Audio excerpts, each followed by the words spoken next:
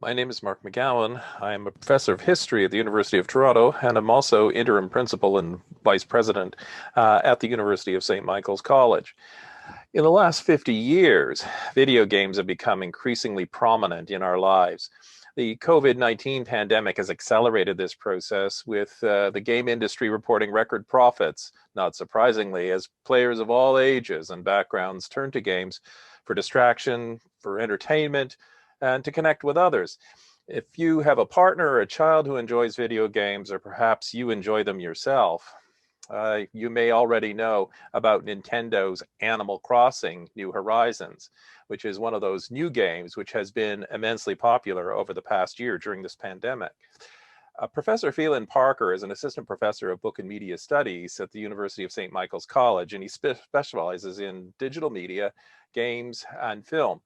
His research has been supported by the Social Sciences and Humanities Research Council, an insight development grant of theirs, and he explores the production, the distribution, and the reception of independent or indie video games, with a particular focus on the role of intermediary actors like curators, critics, and community organizers in cultural ecosystems of the game industry. His dissertation critically examined popular debates about the relationship between games and art in some context. His work has been published in leading journals and presented at conferences around the world. And he previously served as a president of the Canadian Game Studies Association. Now, Professor Parker teaches a variety of undergraduate courses, including the first-year foundation seminar, SMC 198, How to Study Video Games. And so in this lecture, he will look closely at Animal Crossing, which challenges popular assumptions about what video games can be, who plays them, and the value of so-called screen time in our lives during the pandemic and beyond. Thank you for joining us today, and I hope you enjoy Professor Parker and his lecture on video games, and in particular, Animal Crossing. Hi, my name is Felan Parker, and I'm an assistant professor teaching stream in the Book and Media Studies program at St. Michael's College in the University of Toronto, and welcome to Apple Tree Island. Here at the U of T, I teach a variety of courses on media industries and cultures, and my main area of research is video games and the game industry. And as you can see, today I'll be playing and talking about Animal Crossing's New Horizons, giving you a bit of a tour of the game to illustrate my points as we go. This is my little customized avatar here. This is my house that we're in front of here. And basically my goal for this presentation is to show how Animal Crossing challenges many popular assumptions about video games. Far from the stereotypes of video games as sort of, violent, hyper-masculine, individualistic power fantasies, primarily enjoyed by young men, Animal Crossing prioritizes, peaceful exploration, self-expression, collaboration through play. Now, a big part of being a game scholar is showing students who already love games how to critically deconstruct them. And while on the other hand, kind of showing colleagues, administrators, the wider public who might be skeptical about games, what makes them valuable and interesting. And so hopefully this talk gives you a bit of an idea of what it looks like to apply an academic lens to games. I'll begin with a bit of general context and personal background with the game, and then I'll examine 4 different assumptions about what games can be, who can play them, or who plays them, why people play them, and finally, I'll talk a bit about their social and cultural value in our lives, in the pandemic and beyond. One thing to note is that Animal Crossing is a multifarious, expansive media object. Different players get different things out of it. And so I won't be able to cover everything in a short talk, but hopefully this will provide an interesting starting point, and we can continue the discussion in the Q&A. So Animal Crossing New Horizons is the 8th Animal Crossing game. It's the first game. The first game in the series was released in Japan actually 20 years ago today, interestingly, on April 14th, 2001. This is the day I'm recording this. And the following year, it was released for Nintendo GameCube in North America. And it's enjoyed a fairly consistent popularity across a variety of versions and platforms. In the past, it was a bit niche compared to Nintendo's more iconic franchises like Super Mario or The Legend of Zelda, but that really changed in 2020 when New Horizons was serendipitously released basically right at the beginning of the pandemic, right as the world was shutting down to quell the spread of COVID-19. And the combination of stay-at-home orders and the promise of a cozy virtual world to explore resulted in an unexpected commercial blockbuster. It drove sales of the Nintendo Switch console, and it led Nintendo to post record revenues. For me personally, the beginning of social isolation and the release of this game coincided with another significant event. My kid, Josie, was having her 6th birthday on March 21st, basically the first day of our lockdown. And you can see Josie's house in the background there. I'll give you maybe a little tour of the inside a bit later on. But we had played Animal Crossing, the original Animal Crossing, together a little bit. And so the new version was really, it seemed like the perfect gift to sort of make up for, the canceled birthday party and missing family and friends and everything else. And like for so many other people, Animal Crossing became a daily ritual for my family for many months, and we still check in semi-regularly. Of all the different fantastical virtual worlds that I visited in games over the course of the last year, Apple Tree Island really is my most defining pandemic gaming experience, and that's part of why I wanted to talk about it today. The first assumption that I want to talk about is what video games can be. When we think about video games, most likely what first comes to mind are, action-oriented games of spectacular violence and competition, right? Things like Call of Duty or Fortnite or Grand Theft Auto and so on and so forth. And certainly these kinds of games loom large in the mainstream industry and culture of games. With some of the biggest budgets and most aggressive marketing campaigns, they represent definitely a dominant image of what the medium is like. However, as game historian Carly Kosurek notes, the vast majority of games are actually not violent. By the numbers, the vast majority of games are not like that. It's just that the games that take up the most cultural space predominantly feature some kind of violence. It's a bit like if you took Tom Clancy military thriller novels and said, this is what all books look like. Right? We sort of tend to look at a very narrow spectrum of what video games are in spite of the diversity of the media. And this is one of the things that makes Animal Crossing so interesting, right? This is a wildly successful game about starting a new life on an idyllic island populated by adorable talking animals. And what begins as a sort of camping getaway gradually evolves into a thriving little town shared by all the players in a given household. So complete with, homes, we have shops, we have seasonal events, and a wide variety of activities to pursue. From fishing, gardening, butterfly catching, and mailing letters and catching up with your neighbors. So I'm going to see what my neighbor's up to here. This is Timbra, who is a sheep. We meet again. Well, let's chat. Let's see what's on her mind. I think she's telling me that I haven't changed my clothes often enough. So, you can have these little interactions. Each villager has a sort of simple but unique set of personality traits, and you really do feel like you start to get to know them over time. The most unique feature of the game is that this kind of charming little simulation of everyday life unfolds in something like real time. You can see the clock on the screen there, 3:05 p.m. on April 14th. That's when I'm playing the game. It synchronizes with the season and the time of day to the player's real-world location. And so many activities and events, as well as the island's flora and fauna, are actually tied to this natural cycle. So cherry blossoms appear very briefly in the spring. Unfortunately, we just missed them. The villagers celebrate summer with fireworks. The leaves gradually turn color in the fall before the winter snow comes, etc. And as you can see, the spring flowers are in full bloom here on Apple Tree Island. We've really let them run wild, but we like it that way. We kind of like a natural gardening approach. Now, we usually think about realism in video games in terms of photorealistic graphics and sound, right? This idea of sort of like, making the game look like a movie or making it look like real life.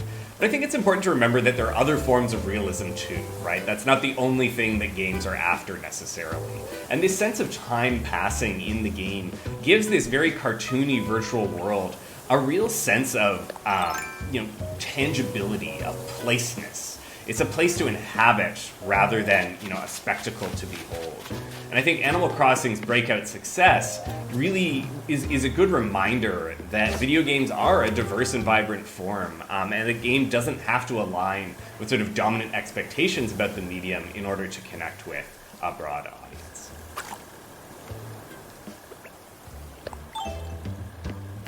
Now, along with assumptions about what games are like, the second assumption I want to talk about is who plays games.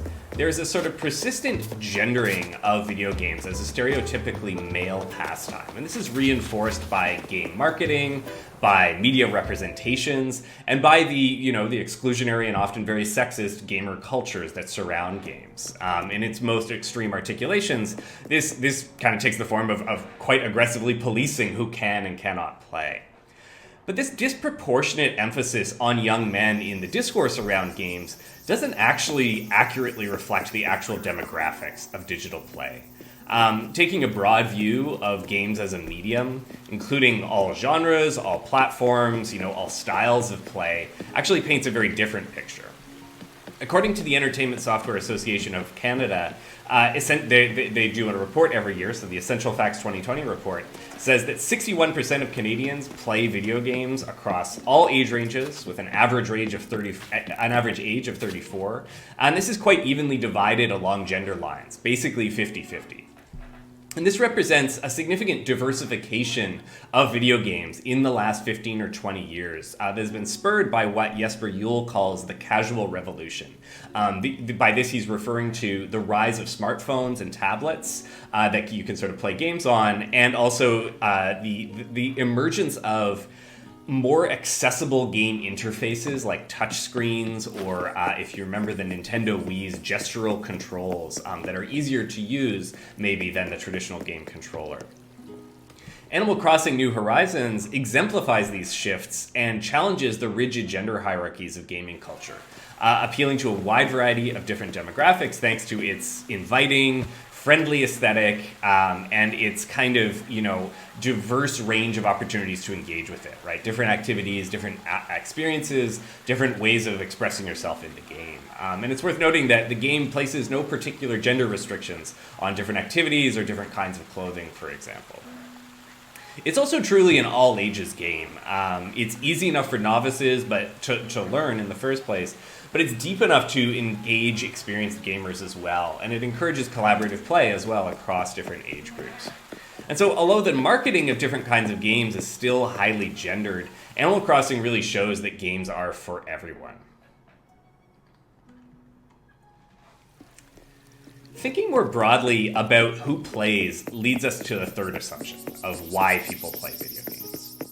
Escapism is probably the most commonly accepted reason, and indeed the idea of escaping into a virtual world is a big part of the appeal for many players. But escapism doesn't always take the form of a power fantasy or an epic adventure, right? Especially in context of the pandemic, simply walking around outside was a welcome escape, right? I think the day that they added swimming to Animal Crossing was by far one of the most exciting days of our pandemic summer, when travel was impossible and real pools and splash pads really felt like too unsafe to visit. As Amal El-Matar observes, the way that light and sound and motion come together when your avatar dives into the water is just incredibly satisfying. It almost feels refreshing to jump in this virtual water. And compared to, the stereotype of games as kind of very competitive or goal-oriented activities, Animal Crossing is much more open-ended, right? It's collaborative. It allows players to set their own goals, to work together, or simply idle around like I'm doing here, right? Just sort of browse the world, as it were, and sort of explore this kind of pocket-sized community. This mode of play is sometimes called Invest Express gameplay. It's commonly associated with mobile games, but I think it applies here too, for sure. Players invest time and energy in various activities to generate in-game resources and currency that can then be used to expressively customize different aspects of the game. The motivation is less in winning or losing, and more in the creative capacity that opens up. So, for example, on any given day, if I'm interested in filling the in-game museum that I was just visiting a second ago, I might dedicate my time to collecting fish or fossils and butterflies to donate. If I'm interested in sort of the community itself and maintaining my relationships, for example, and this is very serendipitous here, I might make a point of keeping up with the different villagers and keeping our friendships going. And so I'm actually going to talk to my friend here because she seems kind of depressed. John Bet says she's preoccupied. Oh, she's been thinking of moving away. I think we're going to ask her to stay because I really think, you know, she's a valuable member of our community. This adorable little French frog. Wow, that worked out well. Anytime, John Bet. If I wanted to, you know, another example of this Invest Express dynamic, if I wanted to customize my house or add things to the island, I might collect various natural resources in order to craft them into new items using the in-game tool benches. If I want to dress up my avatar in new outfits, which, you know, that is my personal favorite thing to do in this game, and I've tried to match my virtual outfit to my real-world outfit here, I might spend time saving up the fictional currency, the bells that act as money in our little town, in order to go shopping, or to use the customizable designs that you can do here, and I'll show you an example. To actually create my own designs. So one of the things that I've done here is I've created my real-world favorite baseball cap in the game. This is something that my kid also really enjoyed doing over the course of the pandemic, and you can actually see here. Take my cap off so it's not too distracting. You can see here on the back wall of the clothing shop, these are all custom designs that my kid has made, and it's quite fun because you'll actually see the villagers walking around wearing the designs that she's made over the course of your play. So in each case, whether you're filling the museum or designing clothes or crafting items or customizing your house or some combination thereof, players are able to tailor their experience towards the kinds of customization and creative expression that they are personally most interested in, right? And because the game never ends, it becomes an ongoing practice of self-fashioning, right? The island itself becomes a kind of archive of our work and our play together. This aspect of the game really resonated with 6-year-old Josie, who loved being able to style her avatar and being able to redecorate her little house on a whim. And we're in her house here. I'll give you a little tour. As you can see, this is the house of a creative 6-year-old, now 7-year-old, combining all sorts of different aesthetics, putting on the music she wants to listen to, you know, animals in jars all over the place. The game really created a safe space for her to kind of explore her independence a little bit, gain a little bit of agency in this strange situation of being stuck at home, you know, with a little help from her parents when needed. But a lot of this really was driven by her own creativity. Importantly, the game, as I've already mentioned, has a collaborative dimension. Both in terms of the fictional animal villagers that are gradually building a community alongside you, and also in the game's capacity to support multiple people playing together, either locally on the same system, simultaneously, or sort of asynchronously, or online by visiting other players' islands. There's an in-game airport that you can use a special code to go and visit your friend's island and play with them, or just sort of hang around and check out what they've done with the place.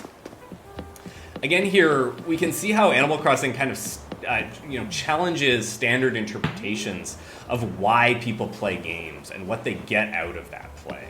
Our little apple tree island flag here with the hearts is also designed by Josie. This leads me to the final assumption that I want to examine, which is this persistent notion that games are a waste of time, lacking in social and cultural value. The isolation caused by the pandemic has resulted in, I think, many people reevaluating their relationship to media in general, and in games and to games in particular. This idea of screen time is no longer sort of understood as a self-contained activity, but a seemingly permanent state of being. Right? We're doing school online, we're doing work online. Everything is screen time now, and so it's causing us to reassess things.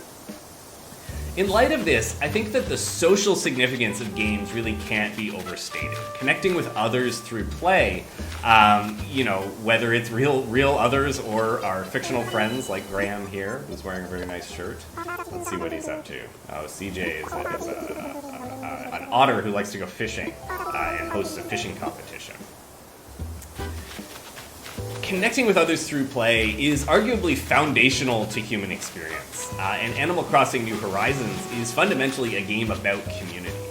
As I mentioned before, each player's kind of island is shaped by the other players who they're playing with. It's a shared space to inhabit and construct together. And over the course of the last year, people have embraced the playful possibilities for digital but no less real connection. And so here is an outdoor cafe that my family and I built over the course of a few days last summer. This took a while. We collected some resources, we did some landscaping, and just sort of created a little corner of our island that we wanted to include. Beyond this, we've seen people going on in-game dates, celebrating in-game weddings, staging memorial gatherings and graduation ceremonies. Even promoting political campaigns and activist movements right here in Animal Crossing. Because of the various assumptions that we have about video games, it still strikes us as odd to say, like, oh, people went on a date in a video game, or a political campaign took place within a video game. But really, it shouldn't be surprising, right? Because importantly, this isn't just about what happens in the game itself, but also about how people share their experiences with others, right?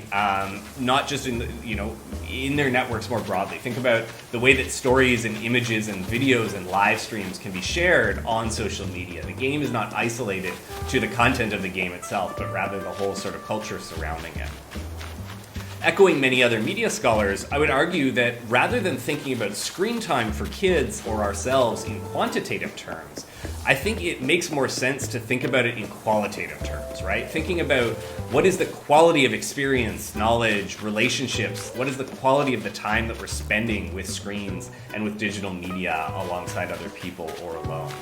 That's really the question, I think, rather than how much time are we spending with these things. And this is ultimately, to my mind, why video games matter, right? The point isn't to say that video games are inherently positive or inherently negative, not to say that they're automatically beneficial or automatically harmful. What Animal Crossing New Horizons demonstrates is how embedded games and play are in our everyday lives, right? Whether we're talking about an adorable life simulator or a smartphone puzzle game or the latest ultraviolet shooter, and I do enjoy those as well from time to time, video games are part of a larger social, cultural, economic, and ideological systems, right? Just like any other medium, they're bound up with everything else, and that alone makes them worthy of serious critical engagement. And my students understand this innately. Even for those who don't actively participate in gaming culture, it's not a stretch for most of them to see the importance of games and play. And really, I think it's up to us as researchers and teachers to take that understanding as a starting point for a deeper investigation and critical analysis that is at the heart of the university and sort of integrate games into that existing process of investigation. So I'm going to wrap up there for now. Really looking forward to hearing your questions in the chat about Animal Crossing specifically, or about games in general, or about my research and teaching in this area. So I will talk to you very, very shortly.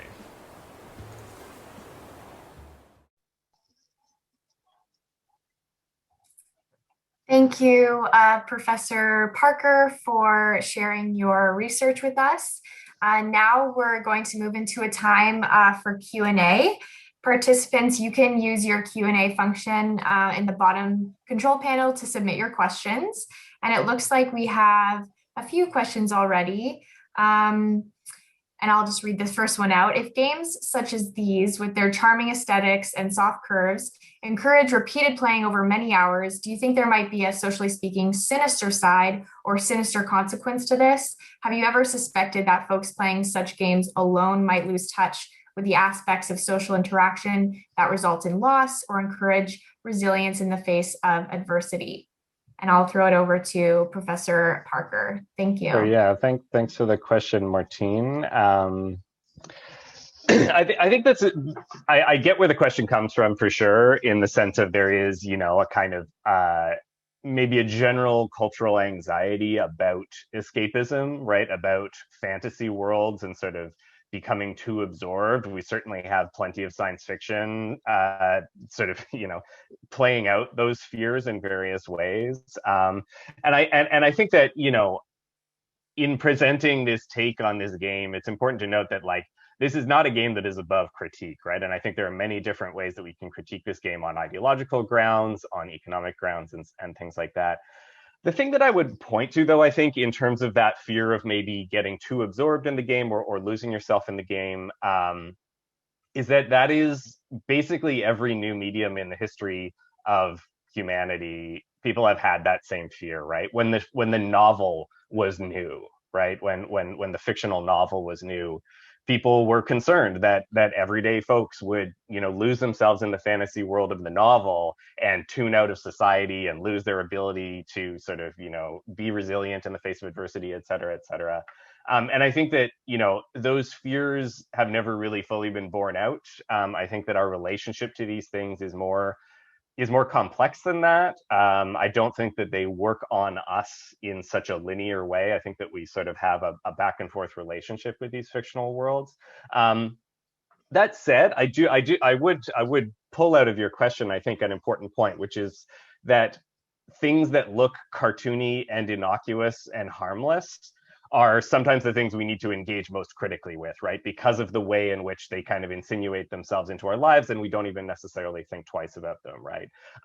In the history of the Animal Crossing franchise, for just to give one example, the way in which you could customize your character was essentially very limited to lighter skin tones. It was very, very difficult to make a darker skinned avatar in most of the previous versions of this game. And that's been changed, but it took a while for that to change in the game. And that, you know, that sort of reflects a kind of larger social, you know, a larger social system of racism. And so just because something's cartoony, just because it's sort of wholesome and heartwarming, doesn't mean it is above critique at all. I'm just going to sort of go through here in more or less order as we see the questions. This question from my colleague Jean-Olivier. Could you perhaps give an example of what an academic paper on Animal Crossing might look like? I can do you one better. I can give you an entire special issue of the Canadian Journal of Game Studies, Loading, which is entirely about Animal Crossing. And this actually, this was edited by a couple of friends of mine, Emily Flynn Jones and Rainforest Scully Blaker. And funnily enough, they started working on this special issue before the new game was announced. And then, of course, pandemic happened, the new game came out, and sort of, you know, it became very timely. But to give you an idea of the kinds of things that are in this special issue, there's an article about how about the interesting way in which collecting and capturing insects in the game works. There's an article about the sort of there's a lot of the games in the Animal Crossing series have letter writing mechanics. So you can write a letter to another human player, but you can also write letters to the fictional the sort of non-player characters, who will write you a kind of generic reply and send you a gift sometimes and things like this. So it's sort of about the resonance of that, the emotional resonance of that. And I think the most, and there's a number of other articles, but I think the most interesting article here is by another friend and colleague of mine, Emma Voss, and it's entitled Tom Nook, Capitalist or Comrade, on Nook Discourse and the Millennial Housing Crisis. And Emma really astutely sort of digs into the way that this game, which features a mechanic of buying a house and then owing a bunch of money, in basically taking out a loan to buy a house, like a mortgage, and then having to pay it back in order to gradually expand your house. And she sort of works through the way in which this for people of my generation and younger, where owning a house is a sort of more than a fantasy, right? She kind of works through the way that people use the game to think about the millennial housing crisis, to think about debt, and to think about these serious questions about capitalism, about housing, and things like that. So just a smattering of suggestions of like different ways that people have engaged critically with this game. And if you'd like to see more of those articles, you can look up, just search for loading Animal Crossing special issue, and you should be able to find it. There's a question from David here. Why do you think these assumptions have persisted? Do you think many of the assumptions about video games keep the medium from being classed as important cultural works of art, despite a multitude of examples across the medium's existence? I think that's a really interesting question, and a very astute question. Funnily enough, my PhD dissertation was about popular debates about games and art. So I've thought about these questions quite a bit over the years. I have a couple of articles about it if you're interested in reading more.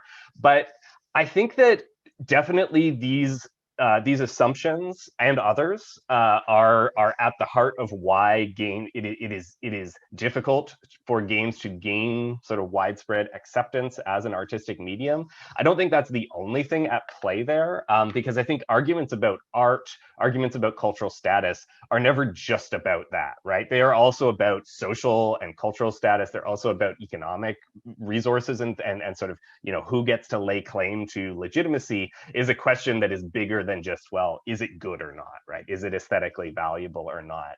I think that the association of video games with children, which I didn't really talk too much about in this particular presentation, is a huge part of that. That's a huge hurdle for games, like in spite of the fact that obviously many adults play games of various kinds, we still have this kind of idea of like, well, it's just a game, it's for kids, it's not really a serious thing, almost like there's something kind of unbecoming about an adult being interested in game. And I think that is part of why, that continues to be part of why there are these debates about the cultural and artistic status of games. In terms of why these assumptions have persisted, I think in some ways I think there's a lot of reasons probably, but I think in some ways we can put some of the blame on the game industry itself and the way that the game industry markets itself, right? As I mentioned in the talk, the game industry puts an overwhelming amount of emphasis on a very narrow spectrum of games and a very narrow spectrum of players, right? The sort of hardcore gamer sort of archetype. And this is part of why games like Animal Crossing are so different from what people assume games are like, right? Is because, well, the games that people hear about are the games that are most aggressively marketed in sort of the mainstream sphere. And those tend to be the sort of big budget, blockbuster sort of first person shooters and things like this. And again, as I mentioned in the talk, like, my purpose here isn't to say like, oh, those are terrible and everyone should hate those, right? I really like those big violent blockbuster games as well, and I'm very interested in them critically as well, but they just take up so much space in the culture, and that means that whatever assumptions ordinary people have about video games are largely based on those big mainstream examples rather than the sort of more interesting alternative examples that we might be able to pull.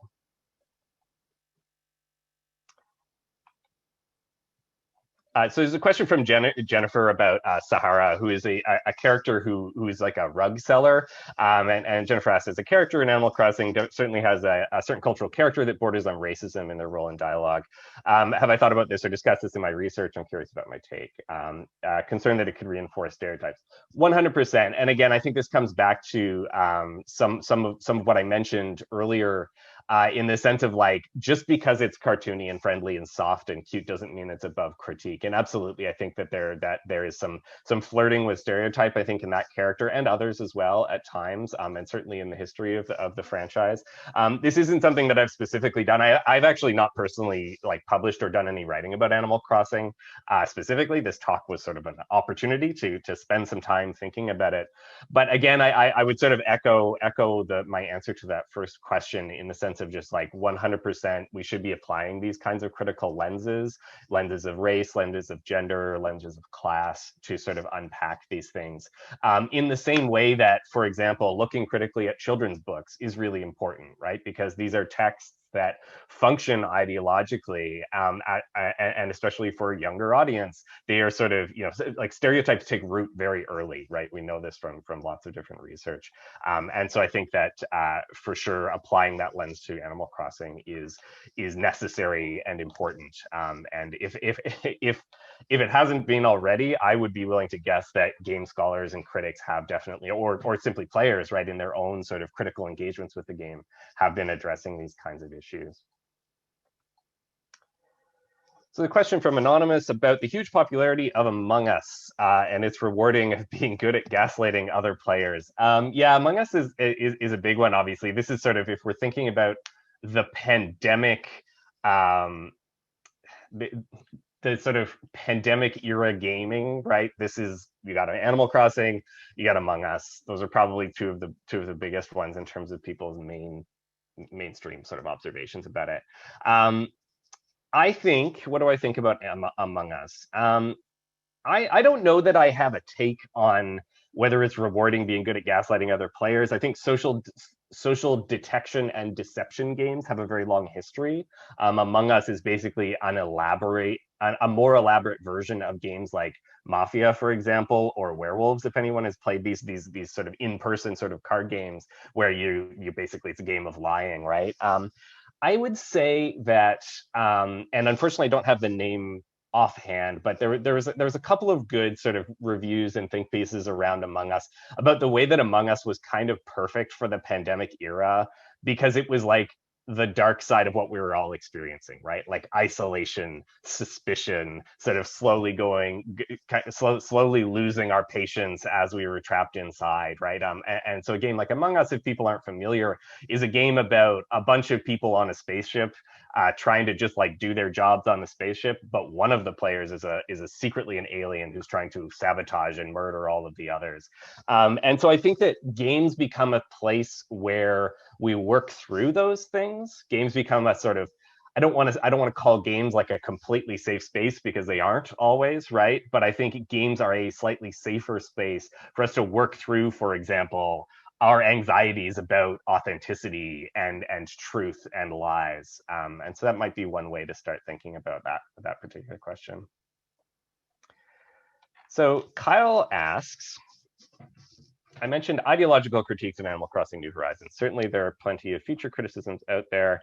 I'd be interested to hear you go into those ideological issues a bit. Sure. So I think that, in terms of ideological critiques of Animal Crossing, probably the biggest one and one of the most debated ones is the one that I mentioned. Emma Vosson's article deals with it, which is the kind of basically the sort of consumerism in the game and the sort of capitalistic nature of the game. The version, what I just presented to you in the video was closer to, in a way, closer to what my experience of the game has been, the sort of just kind of wandering around, hanging out, creating some custom clothing, decorating our houses and things like this. But the games also have this interesting other dimension where, again, you sort of, you arrive in a new place and you get a loan from a raccoon named Tom Nook.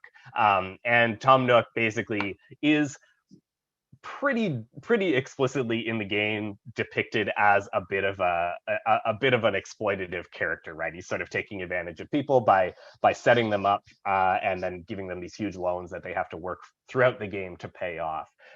He's sort of a very canny raccoon character in that sense. And I think that one of the key sort of tensions in the game that a lot of people have sort of zeroed in on in their critical discussions of it is like, so for example, on the one hand you have the game, you have this game that's like idyllic, utopic, a sort of return to nature, and on the other hand you have a game that is basically about resource extraction and like translating those resources into capital so that you can invest that capital in new things and better tools, and et cetera, et cetera. And so and I think my perspective on this is that the game is both of those things, right? It's not, I don't think that one part over determines the other part. I think the game is fundamentally about working through that contradiction. So much of popular culture is about sort of trying to reconcile irreconcilable contradictions in our society. This applies to all media, not just games. And I think for Animal Crossing, I think that in a way that's part of the appeal, right? People are putting into the game and taking out of the game different attitudes, different feelings about a sort of capitalist economic system, different feelings about, again, things like debt and home ownership and class. So in terms of ideology in games, that's often where I go, is rather than sort of necessarily treating games as ideologically monolithic and sort of having one dominant ideology that is imposed on the player, players have an active role in making sense of the game, right? There are values encoded into the game system, but then those values are decoded by the player through play. And so, you know, when I play the game, do I play the game as a sort of metaphor for capitalist exploitation? Do I play it as an escape from those two things? Do I play it as a sort of utopian world in which I actually could afford to buy a house instead of living in Toronto and never being able to afford to buy a house? I think that games are a space for that kind of working through those tensions. Here.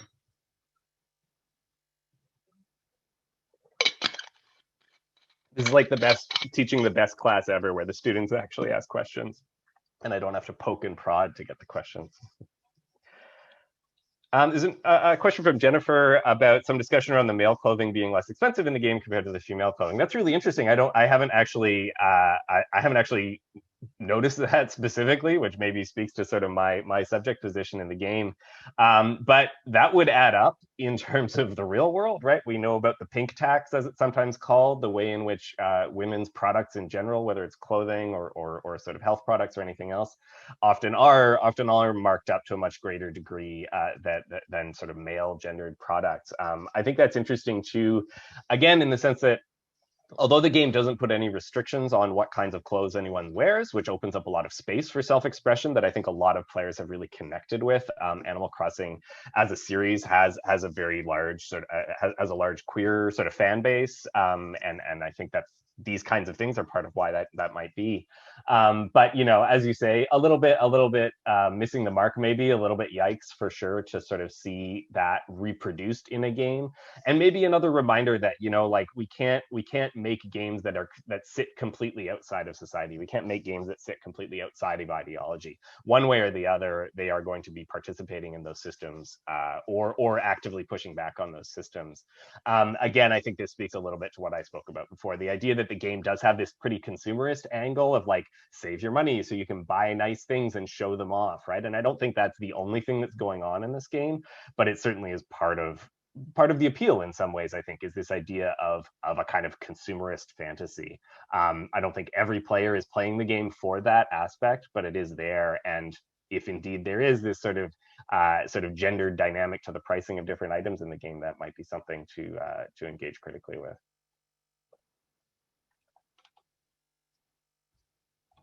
So a question from Shane. Most humanities and social science courses rely on textual or audiovisual sources available to students through library services. Video games are often exclusive to various systems, many of which are expensive. When teaching about video games, how do you get around the problem that not all students will be able to interact with the game themselves? This is an excellent question that I have spent a lot of time thinking about, having taught various different kinds of courses related to games. And there's a number of solutions. The number one thing is that libraries are great, right? And actually, university libraries have been, to varying degrees, expanding into video games. And so at the University of Toronto, the Robarts Media Commons has a collection of games that can be borrowed by students. And they also have 2 rooms that you can book to play those games on consoles that they have at the library. At the Kelly Library at St. Mike's, in my little corner of campus, we've also started to develop a video game collection, including consoles that can be borrowed by students and taken home or played on campus. And so that's one part of the solution, is to basically make them available through the library, just like we would any other audiovisual resource. There are a lot of logistical challenges to that. It's something that we're still sort of working out, I think, but that's something that I'm really excited about continuing to do at U of T, at St. Mike's in particular.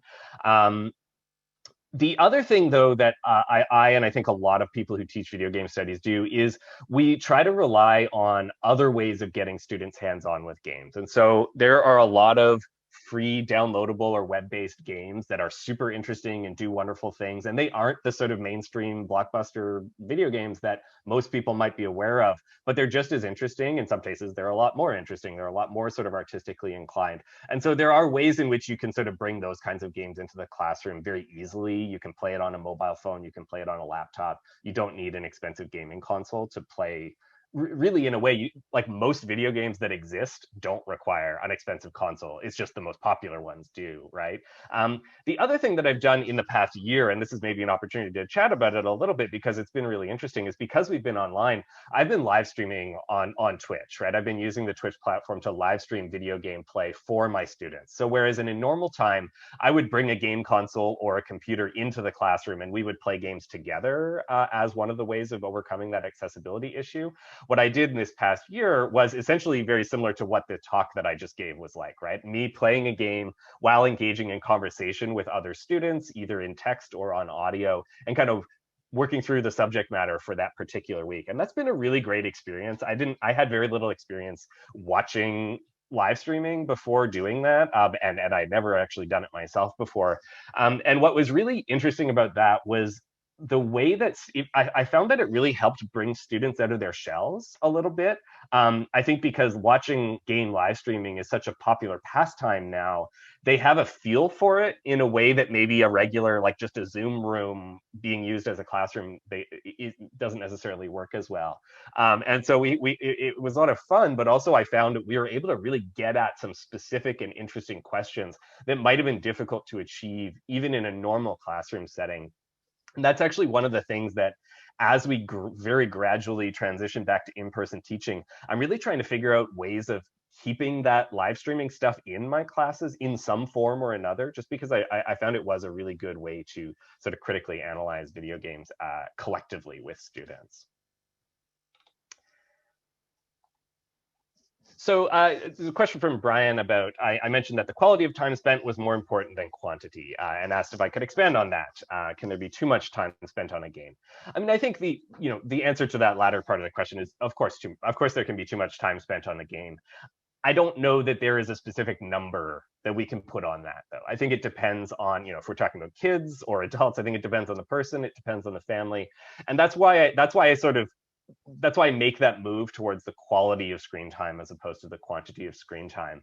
I think there's a big difference between, I'll speak from a parenting perspective, just because I think that's probably where our minds go when we think about screen time, although this could equally apply to ourselves. I think there's a difference between a child kind of like checking out and going to the room or sitting on the couch with the game, not really talking to anyone else about it, and just sort of like playing for hours at a time. That, I think for most people might feel problematic. But I think there's a difference between that and playing the game with a parent hanging out next to them, maybe parents reading nearby or playing the game with them, but kind of engaging in a way, talking about the game, like, oh, hey, what's that? How did that work? Or that was really cool. Like, what is this game about? I think that regardless of whether we're talking about interactive media or traditional media, that kind of, that kind of interactivity, that kind of not interactivity with the game, but that interactivity between parent, kid, and game is really important. And I think that's part of what really defines the quality of time. Like, is this a pastime that is shared, or is this something that is sort of like set apart from the relationship, if that makes sense? And I think for understandable reasons, for a lot of parents, that's a difficult thing. It's difficult to sort of like connect around these things. But I think in a way that makes it all the more important to do so. And to sort of, and I think when it becomes that shared thing, I think it becomes a lot easier to assess for your personal family, for your personal relationship with that kid. It becomes a lot easier to assess, well, like, how much is too much? Is there a time limit? Or is this something that, is this something that we do together? Or is this something where we sort of bracket off a particular time of day or whatever, and sort of negotiate those things on a case-by-case basis, rather than sort of a top-down, like, here's what the expert say, this is the maximum number of hours that you can play a video game. A question from Anonymous here. I mentioned that the release of New Horizons was serendipitous, and perhaps so was the timing of the swimming feature, which was introduced just as summer started, basically. Curious about the effects of incorporating current world events into such games beyond just syncing season and time of day with the player's real world environment. I'm not 100% sure about what the question is asking, but I think that it's always interesting to think about sort of representation in these contexts. I think that the way that real world seasons and timelines are integrated into Animal Crossing is very limited, actually, right? Like it's basically by season. The seasons don't always line up with just for to give a hypothetical example, a random snowstorm in April. That doesn't happen in Animal Crossing, even though it happens where we live, right? And so it's always at a remove, right? Like my greatest, when I was getting set up to record the talk, my immediate first concern was like, I hope it's not raining, because that's gonna be kind of a downer. But it might have been raining that day in the game, even if it wasn't raining in real life.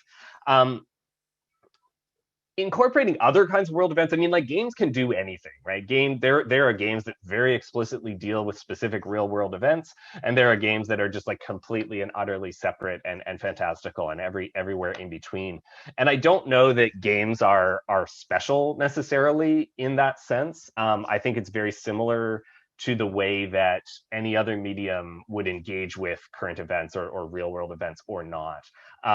I think that there's maybe more of a stigma for things like video games, in the same way that historically there's been a stigma about things like comic books, for example. Like making a comic book about a real world important event at a certain point may have been considered sort of controversial or maybe even inappropriate, right? In the same way that we might feel about video games now. But these things are always contextual, and I think that it's really a question of how it's done and what the game is going for. And I think that looking at those kinds of games, whatever game we might be talking about, evaluating not just a sort of binary, is this represented in an accurate way or not, but looking at it in terms of, well, what's it doing with these real world events? What is the function of this piece of media? What is it doing for us? How are we engaging with this? Those are the questions I think that result in the most interesting and ultimately the most useful engagement with any medium. There's a question from the chat from Greg about how the study of Animal Crossing relates to my study of indie games. How does the blockbuster status relate to the research questions that you asked? What do indie games tell us about our current moment? That's a great question, and this is, as I mentioned, Animal Crossing specifically is actually not something that I've engaged in any kind of long-term study of. This talk is sort of the first time I've spent any significant amount of time writing about it or preparing thoughts about it. My research on indie games. Let's see. I think here's the most interesting way for me to sort of link these two things together. Indie game developers and sort of maybe the culture around indie games love Animal Crossing. They really are into this kind of game, and there's a whole sort of tradition, we might say, or a whole sort of trend of indie game developers kind of taking different elements of Animal Crossing and games like it, the sort of peaceful life simulation, the social simulation, and things like this, and doing their own takes on it and sort of reworking them in interesting ways. And I really want to shout out a particular example of this. It's called A Short Hike. And so this is a game by a guy named Adam Robinson Yu, who is actually based in Toronto and was, I believe, did computer science as his undergrad at U of T. And that game is in many ways very directly inspired by Animal Crossing. There are some similar sort of, a lot of aesthetic touchstones. It features cute little animal characters and things like this. But also he works it into a much more narrative framework where there is a story and you're playing a specific character who's on a short hike and sort of meeting different characters and sort of exploring this space. And I think that kind of like, there are a lot of different things that I'm interested in when it comes to indie game development, but I think that the patterns of influence between the mainstream and indie games are one of the really interesting things to think about, right? Like, how do weird, new, interesting ideas emerge in indie games, and then how are those things absorbed into or recuperated into the sort of mainstream game industry, and then vice versa as well, right? Like, how do things like big blockbuster games sort of trickle down into new patterns in indie development, often in very generational ways, right? Indie developers sometimes are sort of guided by their nostalgia for whatever they grew up with, and so in the current moment we're seeing a lot of a lot of indie game developers working with sort of aesthetics and genres that come from the sort of Nintendo 64, PlayStation 2 era, because those are the games that they grew up with. So we have a number of questions. I don't know that I'll have time to get to all of them here, but I'm going to try and quickly go through a few of them. So there's a question here from Sarah Nell. As a medievalist, I'm always interested in how games with medieval settings not only reflect but also affect popular conceptions of the Middle Ages. Animal Crossing: New Horizons has been such a pandemic influence. Have you noticed anything in more popular or more niche discourses, or even how we talk about the pandemics, being affected by Animal Crossing New Horizons mechanics, character interactions, bells, etc.? That's a really interesting question. I don't know that I have an immediate answer to that question, but certainly, I work in a building full of medievalists, so I hang out with them and stuff like this, and I've actually done some live streams with my colleague Allison Moore, who is a professor of medieval studies at St. Mike's, where we played medieval themed sort of fantasy games and talked about the way that they are reworking the Middle Ages in a contemporary moment. I think, again, I don't know that I have a specific answer for this, but I think it's really interesting to think about how will Animal Crossing color our memories of this year for those of us who engaged a lot with that game. What sort of place will these, as you say, the different mechanics, but also the mementos, right? I mentioned the idea of the island being almost like an archive of our interactions, right? And as we play the game less and less, as time goes on, we sort of get interested in other things. There's something about going back to your little fictional community with all of these animal friends and neighbors who haven't seen you in a while, that maybe for some people will act as kind of an archive or a sort of emotionally resonant object to sort of remember what the pandemic year was like. That's just sort of a preliminary thought. All right, sorry, if you give me 1 second, I'm just going to scroll through a few of these questions and see if there's ones that that we can wrap up on nicely, because I don't want to push this too long.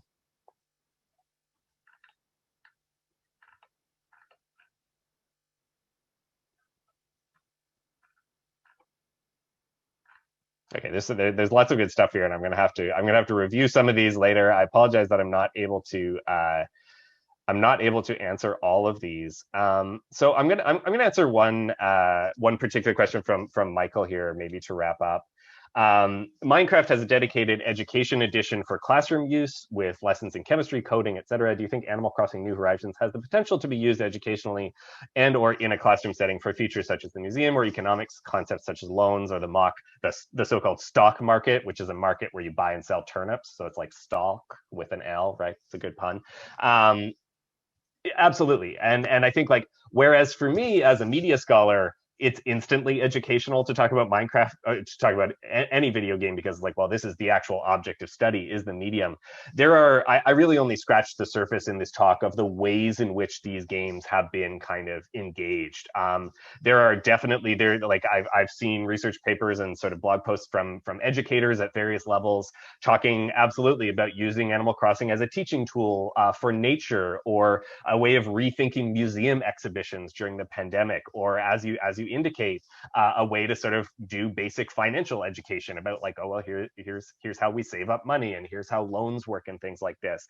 And also, I think in a more general sense, what I mentioned earlier, this idea of using the game as a catalyst for a critical discussion of housing precarity, for example, or of sort of the conditions of existence in late capitalism, right? Those sort of maybe more university level sort of conversations. But for sure, I think that although I am sometimes hesitant to instrumentalize games as being only or primarily tools to get at something else in terms of education, they absolutely can be used in that way and have that value.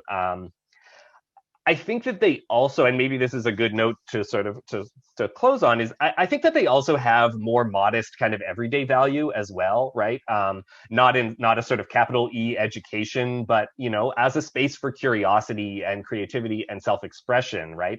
There's something about games that is sort of fundamentally pedagogical. They're fundamentally about learning the boundaries, learning what is possible and not possible in the game, trying to work around boundaries and figure things out. That, again, isn't necessarily education in the sense of like, well, what is the content that we're learning in school, but I think is absolutely productive to engage. And I think if you can connect that to other forms of learning, I think that's the really important thing, is not to just treat the game as educational by itself, but to use the game in conjunction with lots of other conversations and approaches to sort of build on. I think is a really cool thing to do, and I think there's a lot of people doing excellent work around this in various fields, in the field of education, in sort of psychology, and in sort of more media studies, game studies sort of circles. I wish that I could get to all the rest of the questions, but I am going to close it off there. I'm going to read them all and think about them, so thank you for submitting them. I really want to thank the St. Michael's College advancement team, in particular Maxine and Catherine, for organizing this event in the first place. I want to thank the St. Michael's College Communications Department and U of T alumni for helping promote the event, and to Principal Mark McGowan for the very generous intro. And I also want to thank Heather, John, and Joseph from the U of T Academic and Campus Events team for helping make all of this happen. I hope you all have a wonderful afternoon, and if you're watching this recording, feel free to get in touch. Drop me an email if there's anything else you'd like to learn about or chat about. Have a good one. I'll see you soon.